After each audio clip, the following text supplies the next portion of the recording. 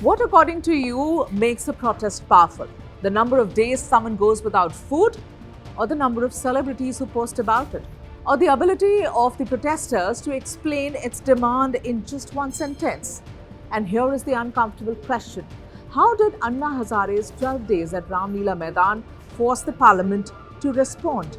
While 23 days of fasting left the Cockroach Janata Party negotiating not over victory, but over the terms of an honourable exit. Hello, you're watching No Cap with me, Megha Prasad.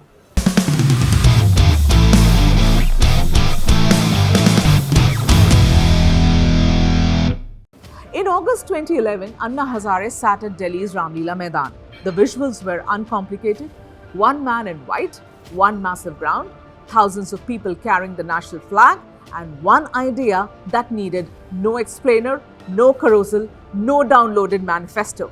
Give India a strong Lokpal to fight corruption. Anna, tum sangharsh karo! Yes, Team Anna had detailed disagreements with the government. It wanted a citizens' charter, the lower bureaucracy under the Lokpal and Lokayukta in the states, but outside parliament, the political message remained remarkably simple: pass an effective anti-corruption law. Anna began his fast on August 16. Parliament eventually adopted court, sense of the House uncourt on 3 major points, and he ended the fast on August 28 after completing 12 days. The Lokpal law itself came only in 2013, so the entire demand was not literally delivered in 13 days. But the government was forced to negotiate, Parliament held an extraordinary debate, and the movement secured a visible political concession. Now compare that with the CJP protest. The issue is serious. Paper leaks are not social media fiction.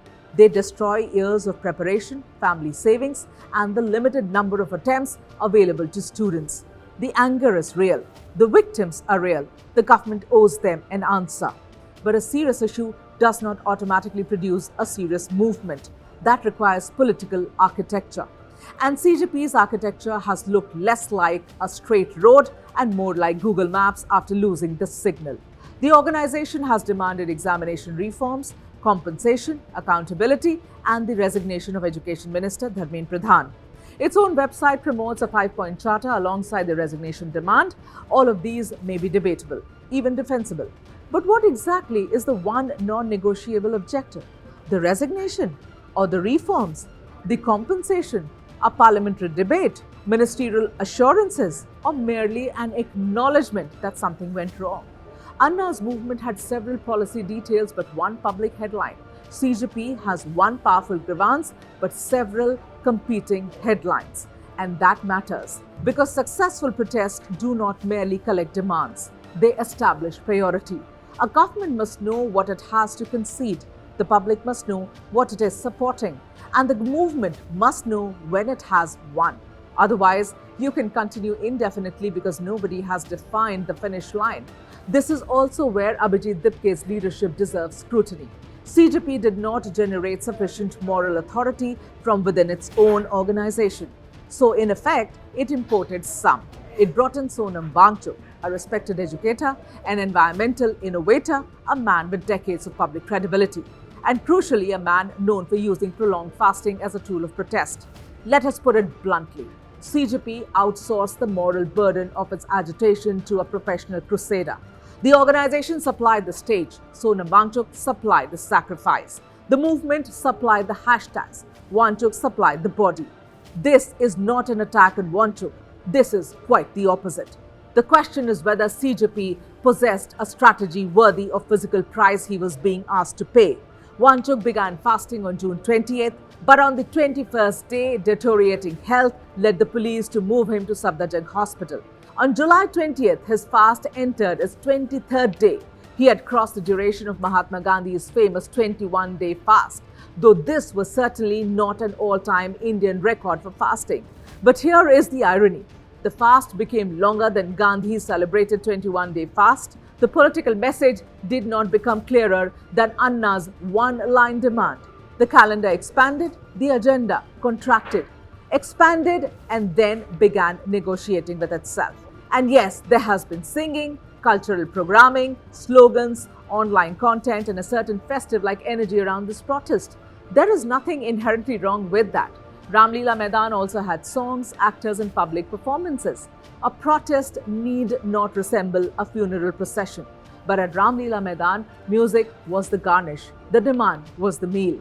With CJP, sections of the audience have often been left wondering whether they are watching national agitation, a youth convention, a content festival, or the soft launch of a political organization.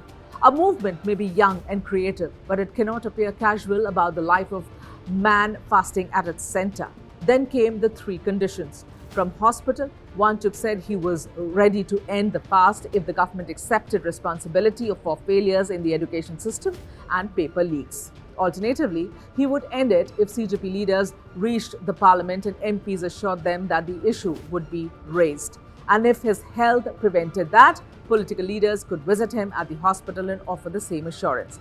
His wife Gitanjali Angmo also said that he could break the fast if leaders met him and committed to raising education accountability in parliament. Now notice the change. The agitation began with the demand for the education minister Dharmendra's resignation. By the 23rd day, the possible exit route included an assurance from MPs that the subject would be discussed. This is not a minor adjustment. This is a political downgrade. From resignation to representation, from removal of a minister to raising the matter in parliament, from accountability delivered to accountability discussed. Movements are allowed to negotiate. Compromise is not surrender.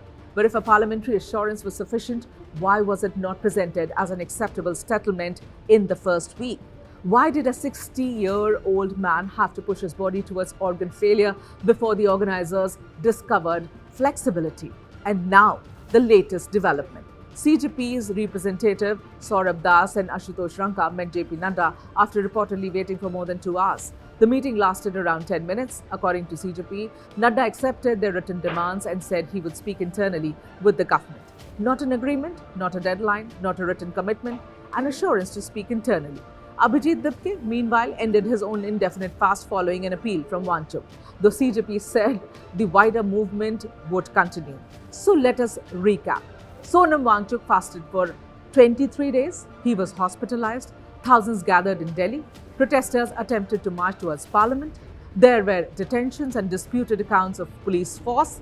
And the immediate political result was a 10-minute meeting followed by a promise that the matter would be discussed within the government. Again, this does not mean the protest has failed.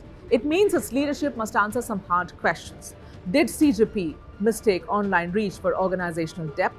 Did it confuse spectacle with mobilization? Did it rely too heavily on Wangchuk's credibility because Dipke had not built enough of his own?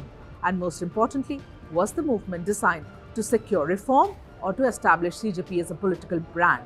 That question becomes unavoidable when the organization's identity, personalities, and social media theatre appear more memorable than its final settlement formula. The government, of course, gets no clean chit. Repeated examination failures require investigation and institutional reform. Students cannot be expected to lose money, years, and mental health while ministers merely offer sympathy. The government should engage, publish a reform roadmap, and establish clear accountability. But a weakly managed protest can damage even a legitimate cause. It allows the government to wait. It creates confusion among potential supporters, and it turns moral pressure into a daily content cycle. Anna Hazare's movement was not perfect. It was criticized for oversimplifying legislation, pressuring parliament, and concentrating moral authority in unelected activists. But it understood one principle that CJP appears to be learning the hard way. A movement must know precisely what it wants before asking the country to stand behind it. You cannot outsource credibility, crowdsource your demands, improvise your strategy, and then negotiate your conclusion at the hospital bedside of the person who carried the heaviest burden. Sonam Wangchuk's commitment deserves respect, the students' anger deserves answer, but Dipke and CJP deserve scrutiny because history does not remember protests merely because somebody went hungry. It remembers the change that hunger produced. Anna Hazare's movement could be reduced to one sentence: bring Lokpal. After 23 days, can CJP tell India its final demand in one sentence? And more importantly, can it tell us what exactly would count as victory? Thanks for watching.